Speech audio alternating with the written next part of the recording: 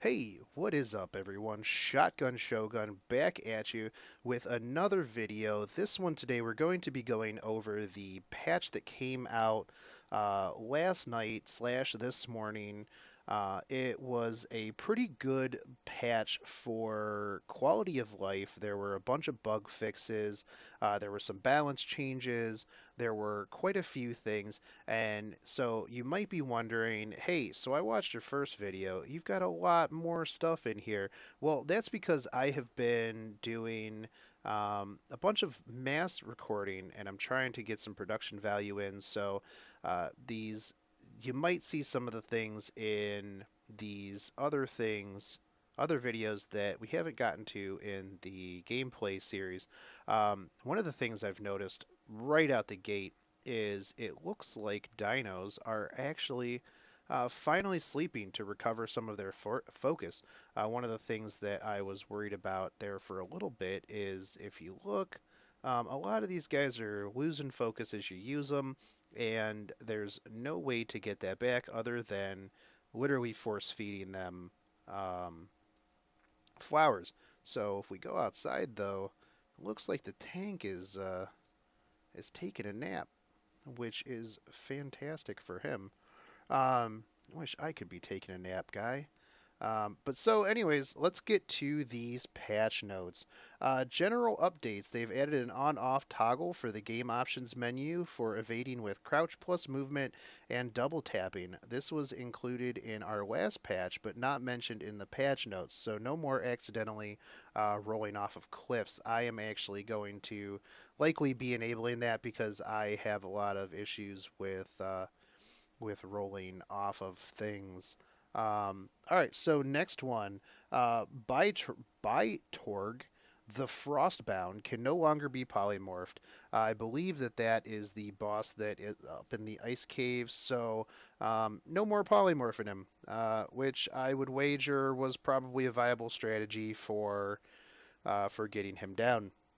Next one, delicate carnivore and herbivore feed recipes have been slightly adjusted to include advanced materials in their recipes. I did take a look at this earlier, and it does look like it uses some uncommon items now instead of just the standard items that were in there previously.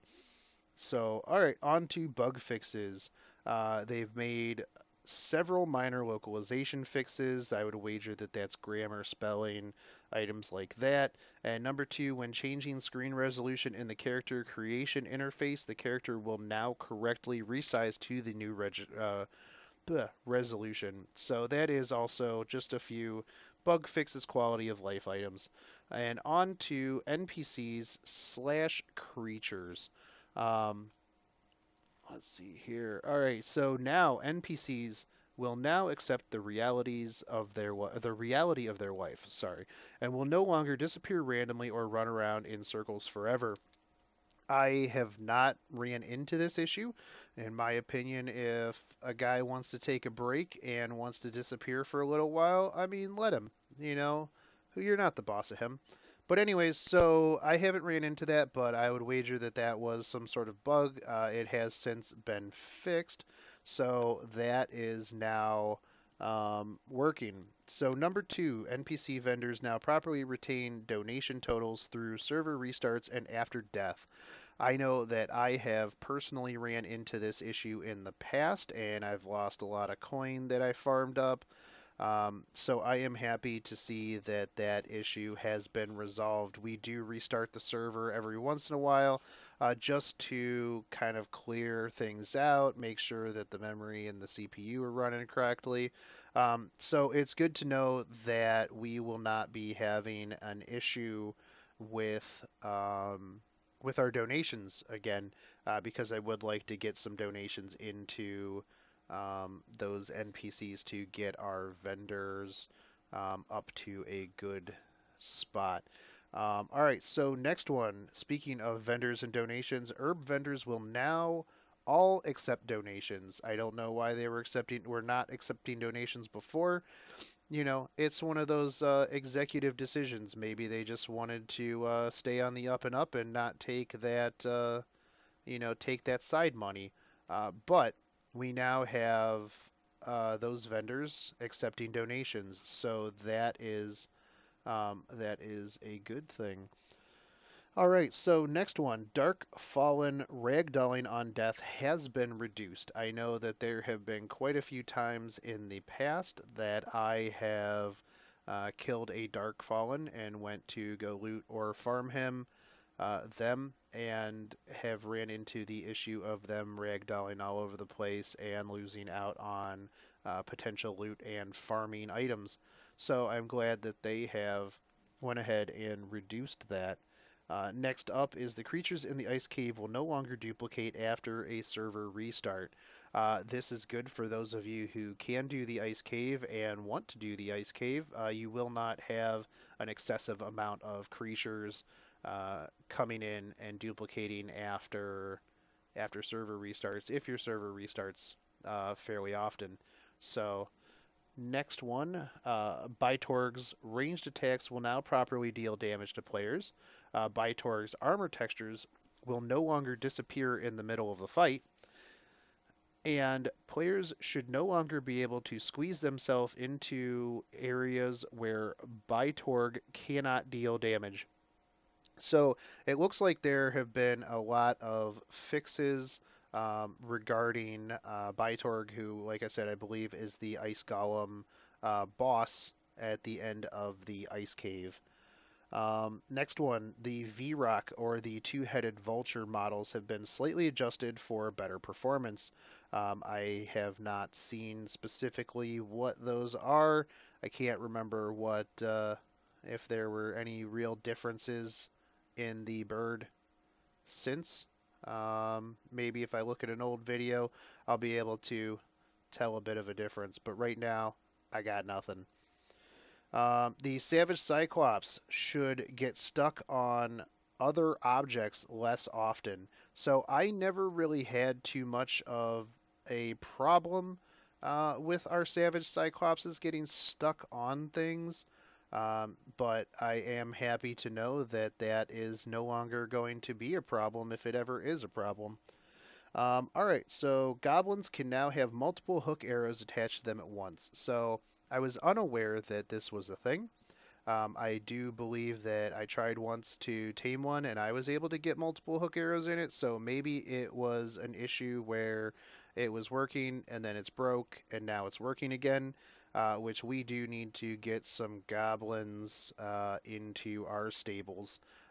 It's something that I've wanted to do. I really want to trap an elite goblin and see what happens. If you trap the any of the other elite creatures, you will. It has a chance to turn into a mythical creature. So I'm wondering. I've seen the elite Kodo. I've seen the Griffin, Nidhogg, and Pegasus all turn into their respective elite forms. So I'm wondering if there is an elite form of the goblin or mythical goblin, and so that might be something that we will look into here in the near future. So on to the next one. The Nidhogg's wildness now no longer depletes when taming them with their preferred food, which is great because I know the last time that I tamed one, um, it was we tried some kibble and it did not it didn't matter. Its wildness went down fairly quickly, and we ended up with a good Nidhogg regardless, but this one I believe started at 110 and we got almost zero wildness by the time we were done taming it. The other thing too is the Savage Cyclops seems to be affected by that bug as well. So one of the things that I would like to do is I'm going to submit a bug report and see if we can't get the Savage Cyclops looked into as well. Because we tried to feed it cooked prime, we tried to feed it cooked regular, carnivore kibble, delicious carnivore kibble, you name it, we tried to feed it, and it did not matter. Its wildness went through the floor regardless of what we fed it. So that one might also be suffering from a similar issue in that. So the next one is tamed creatures will now eat uncommon and rare variants of their preferred food. I haven't really had an issue with this in the past. I have noticed, I did notice that, if you put the rare or the uncommon meat on them, you would not, they wouldn't eat it, and you could force feed them, but it really didn't make much difference in the amount of hit points that they got back. So it's good to know that they will automatically eat it, um, and it gives you a little bit more options if you are just out and about running around and you have to um, feed some of your creatures. All right, next one. Water elemental projectiles are now clearly visible. I haven't fought too many water elementals. Mostly stuck to air elementals because that is what we needed at the time for saddles. But with that said, it's good to know that I will be able to clearly see what is hitting me while I am getting wrecked.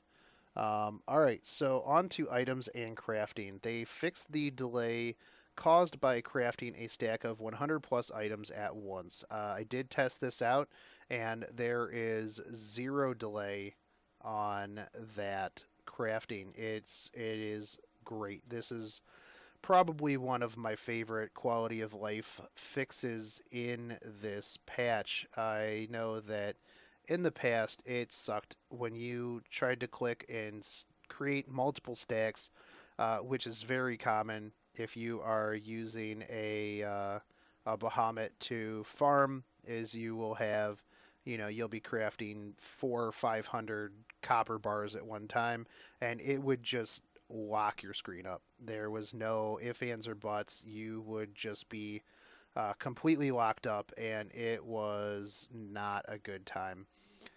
So with that, that definitely makes quality of life a little bit better. So the next one, Rune of Radiance, Dragon Scale Shield. Both of these should now remain in a player's schema list permanently after unlocking it. I haven't actually heard of or seen where you get the Dragon Scale Shield, which now makes me want to go find the Dragon Scale Shield. Um, but that's good to know that once you unlock these, it should stay in your inventory. I'm thinking that it's likely that you need to unlock these and then use a um, special workbench like the Iron Greatsword in order to craft those. But again, I don't know a ton. I haven't seen anything really about those, so I will look into those and I would love to have a dragon scale shield. Looks super badass flying around on my Nidhogg. Um, all right, so rest, my friend. All right, so next one in items. Uh-oh, what was that? Let's get out of here, guy. All right, so next one. Stone rectangular foundations are no longer placed as metal rectangular foundations. Not exactly sure what that one was. Maybe there was a bug where if you placed a stone one, it showed up as a better version of it. So I haven't actually played around um, with the foundations as much as I would like to. I want to see what the options are for the rectangular ones. I want to see if there's a good reason why I should be using the rectangular ones over the regular ones, other than potentially just for aesthetics and or fitting into specific areas. I would almost feel like having a rectangular foundation would mess up my walls. But I'll do some testing, maybe make a video about it. But next one, stone water taps should now appear in this player's schema as well after unlocking it. I unlocked that and I never really noticed that it wasn't in there. So maybe that is just a miss on my part. Triangular foundations and ceilings now match the size of square foundations and ceilings. I'm assuming that it just matches the wider part at the back. And you would still be able to make all of your circles and fancy buildings. I want to make a nice big round tower at some point. So that will be cool. I'll play around with those. Um, let's see. Nope. Small spell towers can now be placed in single player mode. So that is good news if you are a single player mode player. Um, let's see. Evading while shooting a bow and or crossbow should no longer result in the bow and crossbow locking up and being unable to fire. Again, I've never actually had this problem, but usually whenever I am using my bow or crossbow, I am backpedaling away from whatever it is I'm trying to tame, and I am typically um, using the web spells, so that has not been an issue for me. I'm going to scoop this meteorite.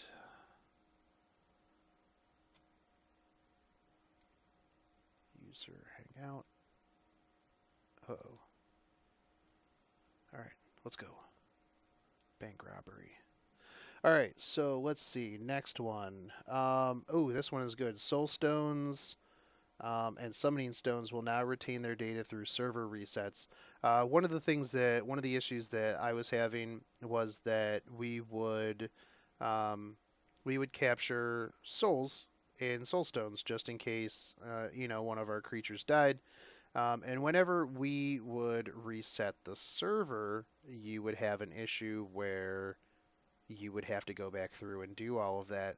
And unfortunately, sometimes if you forget to do that, you will end up losing one of your dinos, and then you'll assume that, oh, I have a copy of this. I'll just go summon him back up, make sure get him back up and in action, and then you'll realize that your soul stone is empty, and then you will shed a tear for Spiky Boy the remix.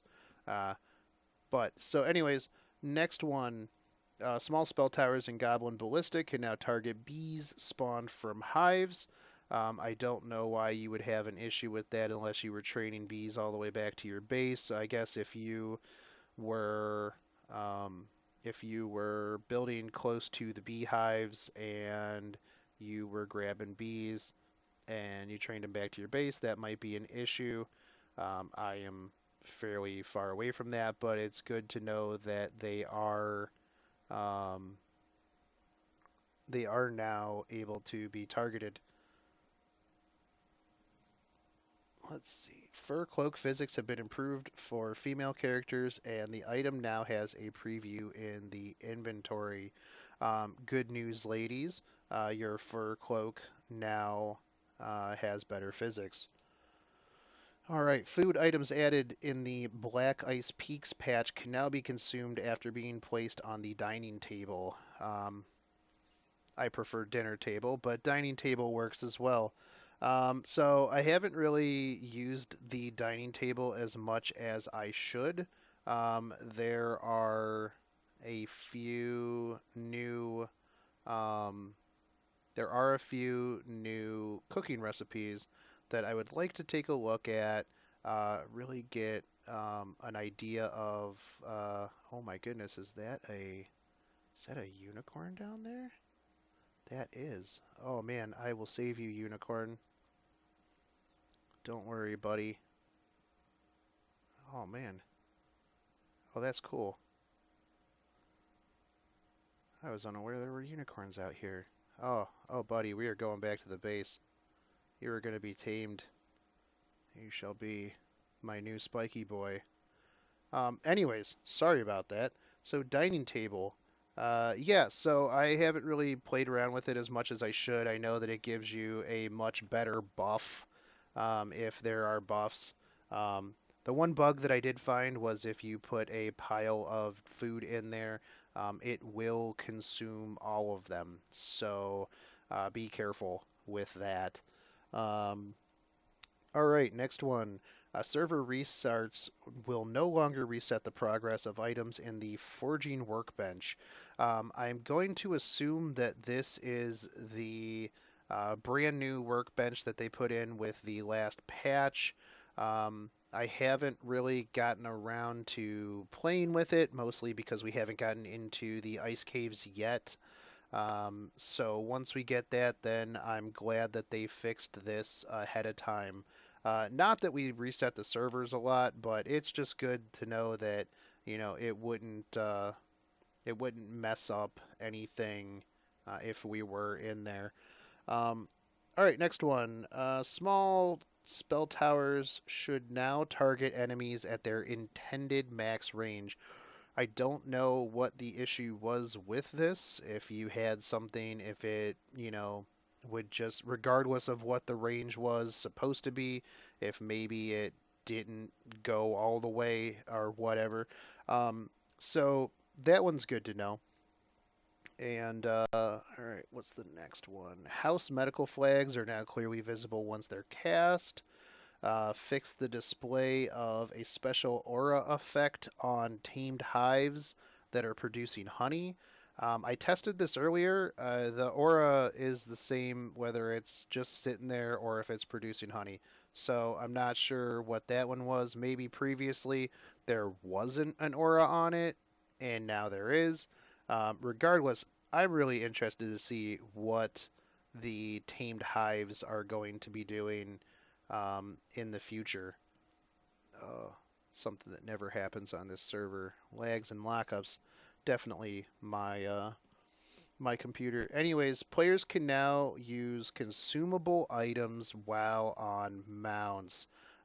This is by far the best um, piece of um, the best update in this. No, get out of here, you griffin. You can't you can't take my unicorn from me. Oh, get out of here. All right. All right, where'd you go? Get over here, unicorn. You're going back up in here.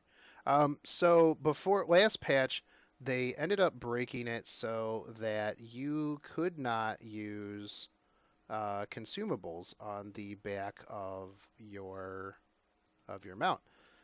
And the issue was that with this is you couldn't force feed them food, you couldn't um, you couldn't eat yourself, not eat yourself, but you could not eat food if you were hungry. Are you in here, man? You are being a pain in my butt. Get in this. Get in there. All right. Um, so you couldn't use food, you couldn't drink. So every time that your character was hungry or thirsty, you had to hop off of your mount in order to eat. Which, if you were in the air, that was not the easiest thing to do. So by them fixing that, this is easily one of the best updates that they have put in the game at the moment. Well, not updates, but fixes to something that they had previously broken.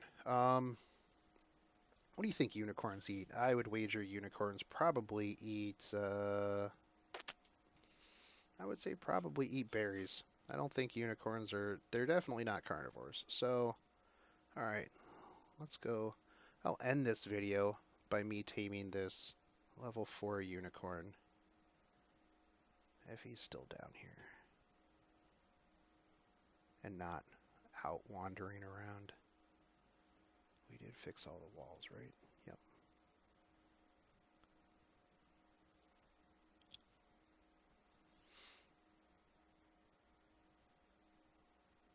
Okay, and I'll show you this taming pen at work.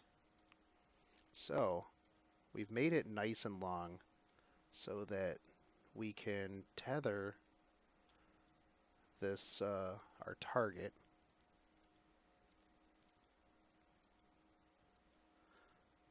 And what it'll do is we made it extra long so that we can hit it with tethers and we can, it will obviously run away from us.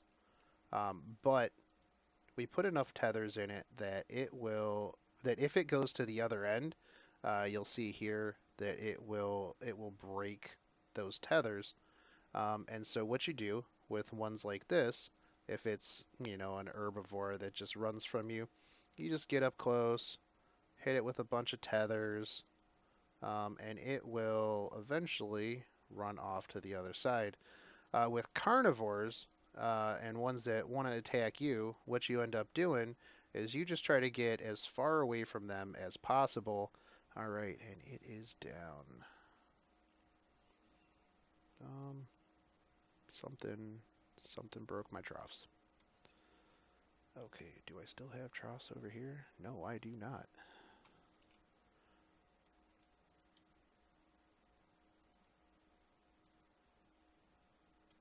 All right, let's go hit some stuff, get some things, make us a trough, tame us a unicorn.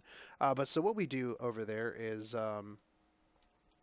if it's a carnivore, you just basically run back and forth, or you have one person acting as the bait and the other person is acting as the tether. Now, the big problem that we have run into is that you will have an issue where the intended target will just want to attack your base, will attack the walls. So one of the things that we were running into was that with our last Savage Cyclops that we tamed, is that they would. Is this thing already back up? No, no, it's passed out. Okay, cool. Um, I was gonna say, man, that's crazy. Uh, one of the things that we ran into the last time was that he was just interested in smacking the wall. He did not care one bit about us at all. So what we ended up having to do was we just put about 200 arrows into him, and we just would break down the walls. So he would run around outside, and then he would um, yeah, he would just run around outside and break all of the tethers, and then he'd come back, try to attack us, get back to attacking the wall, and then we would repeat that process. It took us somewhere in the range of 350 arrows to drop a dump truck down and get him tamed. So it was an interesting time. But with that said, I am going to let this unicorn tame up, and we will see you guys next time. If you liked the content and you want to see patch notes, just let me know. I will do more patch note stuff. But yeah, if you like this, drop us a like, a fave, a subscribe, a comment, and we will see you next time. Take care.